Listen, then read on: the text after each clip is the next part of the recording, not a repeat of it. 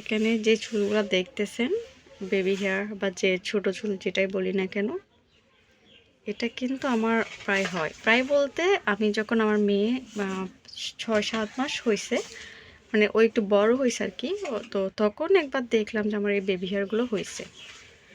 তো এখন দেখছি আমার ছেলের বয়স 8 মাস, মানে আমার চুল যেতে যেতে যে পুরো মাথা টাক হয়ে যাওয়ার অবস্থা, এত চুল কম। এই যে এখানে চুল নাই, দেখছেন? এগুলো কিন্তু আমার বাচ্চা হওয়ার পরে আমার চুল গিয়ে এই যে এখন আবার নতুন চুল গজাইছে। এখানে একটু না, অনেকটা, যে অনেকটা আমি আপনাদেরকে দেখাই। আমি ফেস দেখা যাবে পরে, মানে দেখাতে পারছি না।